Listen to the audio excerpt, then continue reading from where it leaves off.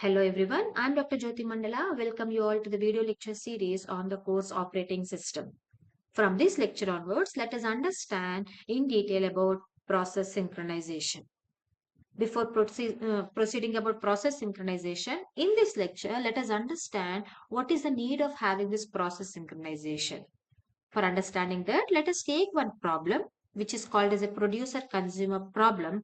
And if process synchronization is not considered, then what is the problem that may be occurred? We will see in this lecture. So keep your heading. So let us have some background knowledge of process synchronization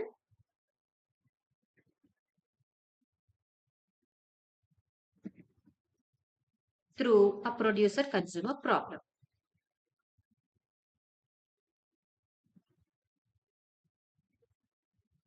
You are already aware of this producer consumer problem. While learning inter-process communication, you have already learned about this problem called producer consumer problem. Now, what is this producer consumer problem is?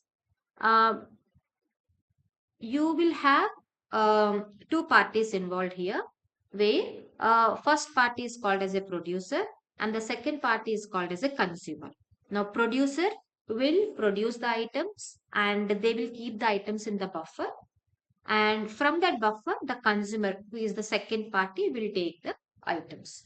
So let me quickly revise the concept that we have understood previously. So to understand this one, let us take one array which is called as a buffer, and this array will hold some items. For our example, let us take 5 items. 1, 2, 3, 4, 5 items. Now here uh, the producer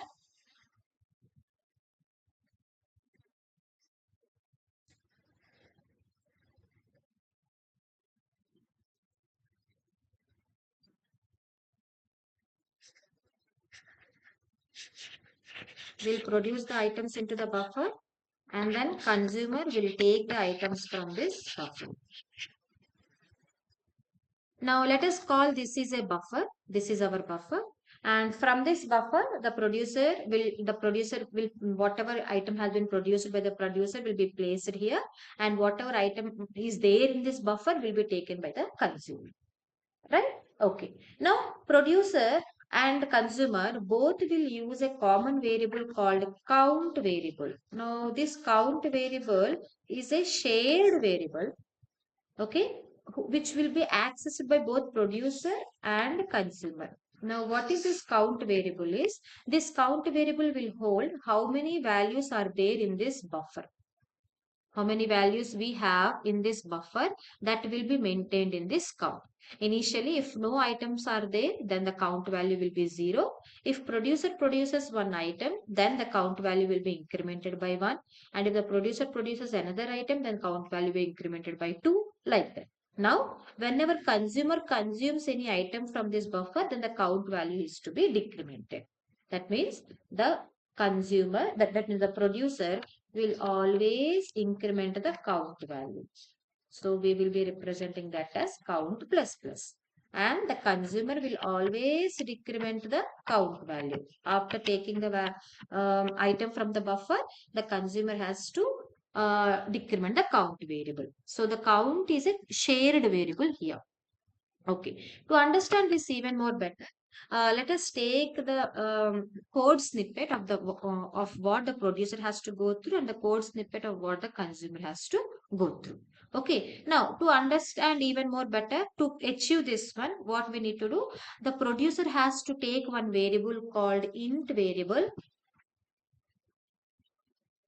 What is the use of this int variable is, this int variable will help us in finding the location where the producer has to produce the item, and the consumer will take a variable called out variable which will help us the consumer from where the consumer has to take the items.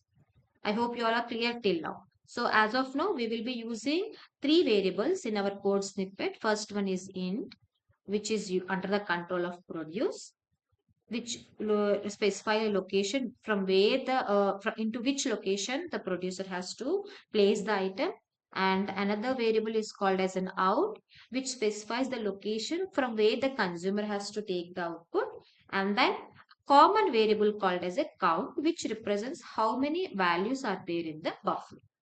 I hope you all are clear till now. Okay. Now, to understand even more better, let us take this array, this buffer, whatever I am representing. Let us represent this one as a buffer, an array called buffer. Okay, so that means this is buffer of 0th location, 1 location, 2 location, 3 location, 4 location. Initially int value will be 0, in value will be 0, and out value is also 0, and obviously the count value is also 0 because the buffer is empty. Okay, now let us see the code snippet of what uh, the producer has to do. So keep heading all of you. Let us see the code snippet of the producer.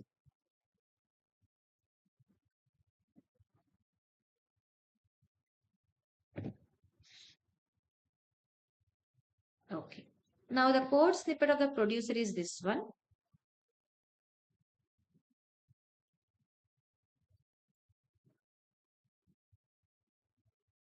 Observe here how it is working. Initially, the count value will be 0 only. Right. Now, always the condition is true. While to the condition is true. So, we will enter into this loop. Now, this loop is to produce an item in the next produce. Okay. Item, whatever the producer has to produce, that is available in the next produce variable. That has been there in the next produce variable, but it is not yet kept in this buffer. Now, check this condition while count equal to buffer size. Now, initially, what is the buffer size? Buffer size is 1, 2, 3, 4, 5. So let us take one more variable for your understanding what we will do. Let us take one more buffer, one more variable called buffer size,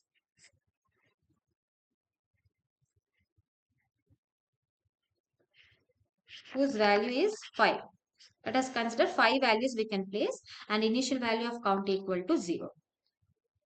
Clear? Right? Okay. Now you see we are at this position now, right?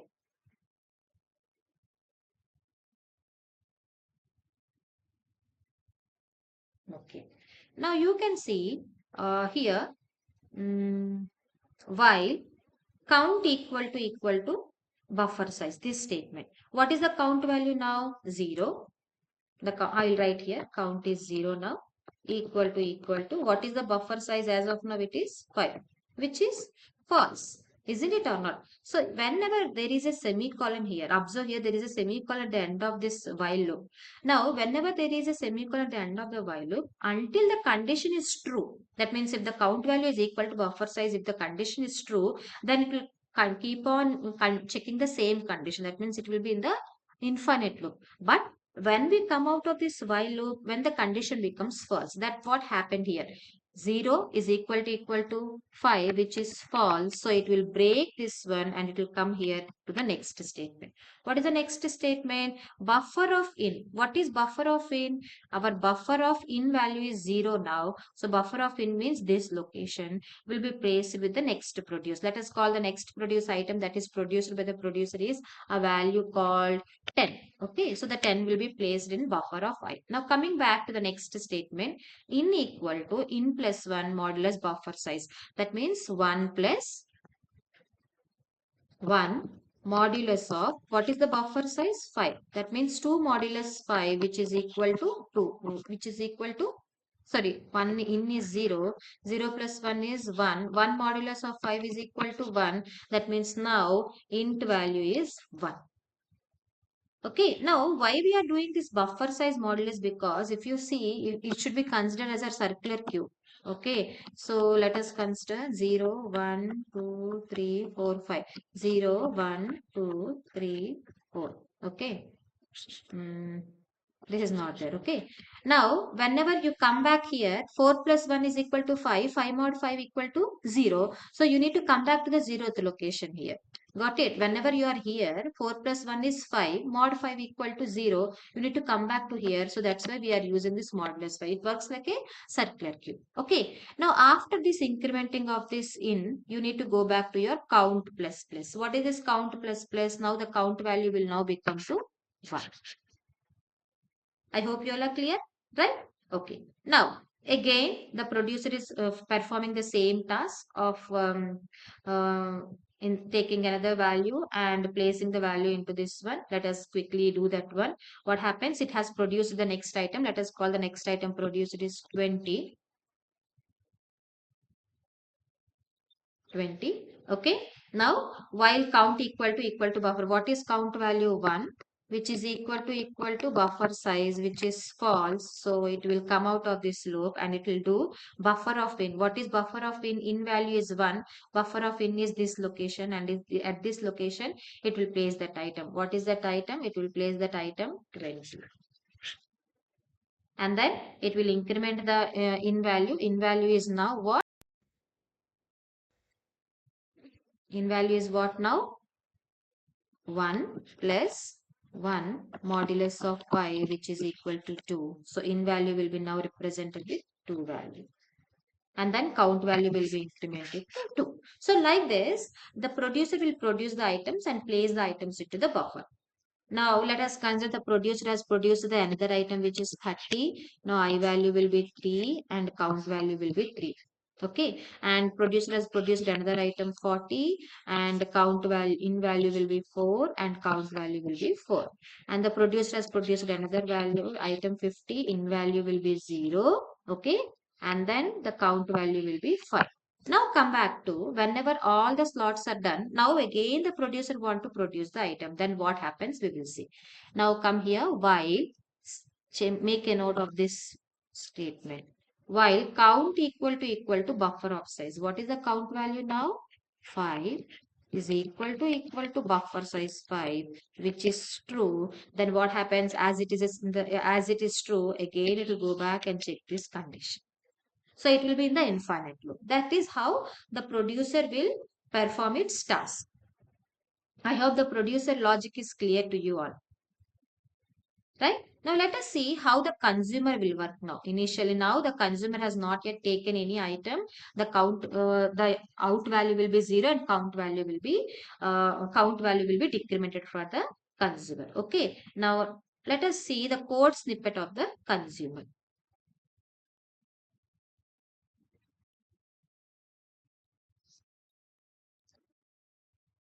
So this is the code snippet of the consumer.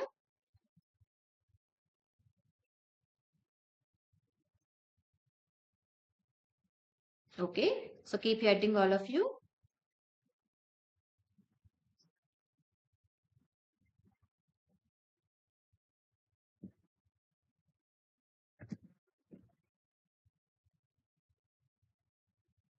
This is the code snippet of the consumer.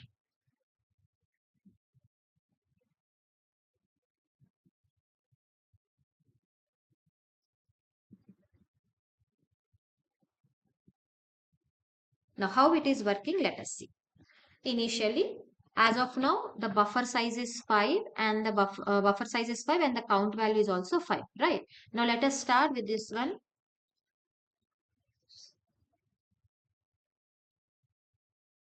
While true, while count equal to 0. What is count value? Count value is 5. 5 equal to 0, which is false. So it will go inside. What is the buffer of out? Out value is 0. So buffer of out is 10. So the 10 value will be placed into this next consumed item.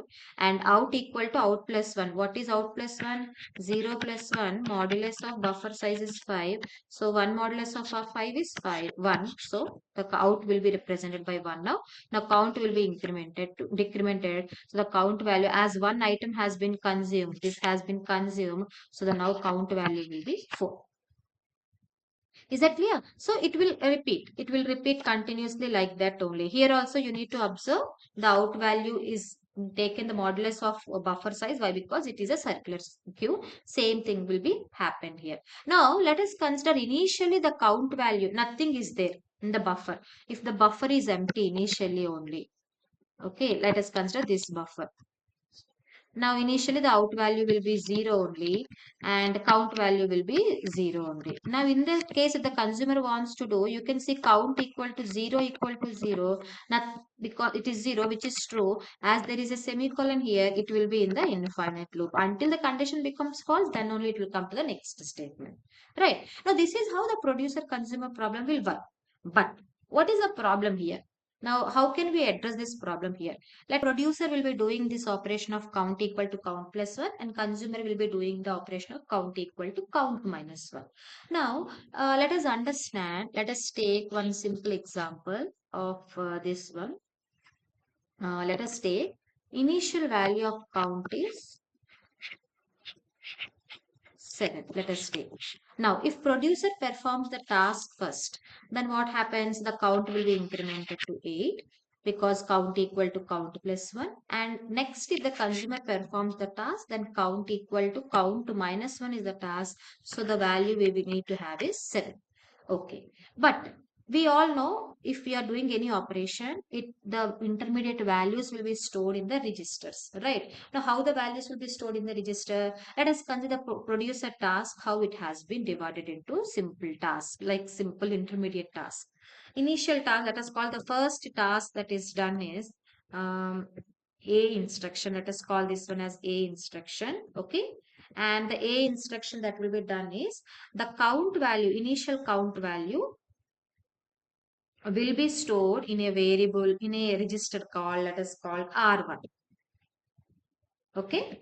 And then after this, the second instruction, let us call B instruction, where the R1 value will be incremented by the contents of the register. We cannot directly increment the variable value, isn't it or not? The variable value will be stored in the register and then that register values will be incremented by 1. Then first the count value will be stored in the register and then the register contents are incremented. And the third instruction, which is C instruction, is this R value will be stored back into this count. This is what will happen, right? Similarly, what the consumer instructions will happen. The consumer instruction of count equal to count minus 1 will also be divided into some simple tasks, right? Some instructions. So what are those instructions? Let us see. Now, let us call the D instruction, where initially in the count value will be stored in register R2 and then let us call the after D we will have one instruction called E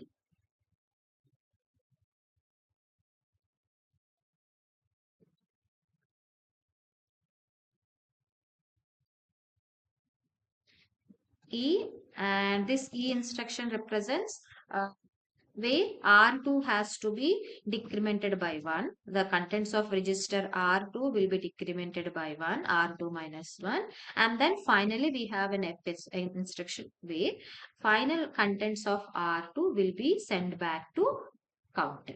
So these are the intermediate instructions. Now let us consider one scenario. What is that scenario is? Consider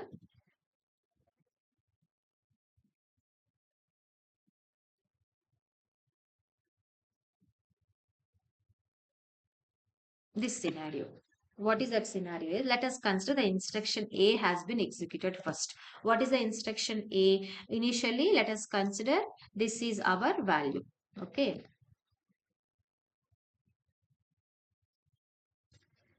This is our value. And we are expecting this one to happen. So initial value is now 7. Count value is 7. Okay. To achieve that one, what we will do? Let us consider this scenario of executing the A instruction first. Okay. So let us consider of doing that one. So first A instruction will happen. What is this A instruction? A instruction is storing this count value in R1. What is the count value we are having? 7. So R1 will be having a value of 7 now. Right? Okay. Now after A, the CPU is executing the B instruction. Now what is this B instruction?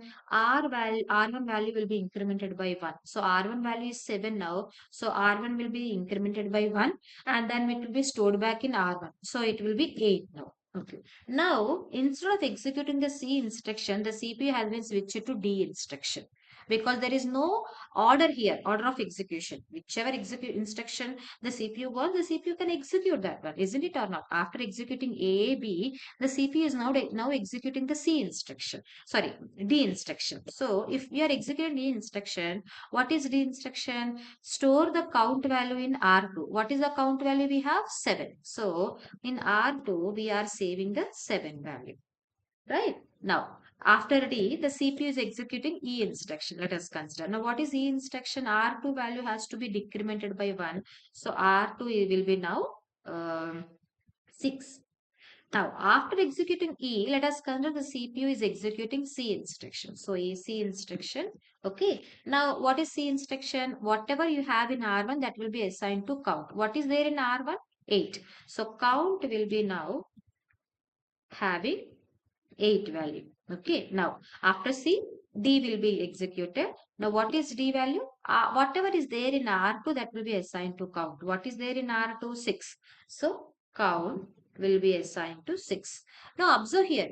If the instructions are executed in not a sequential order, if there is like unsynchronized way after executing A and B, and if D and E are executed, the value that we are getting here is 6.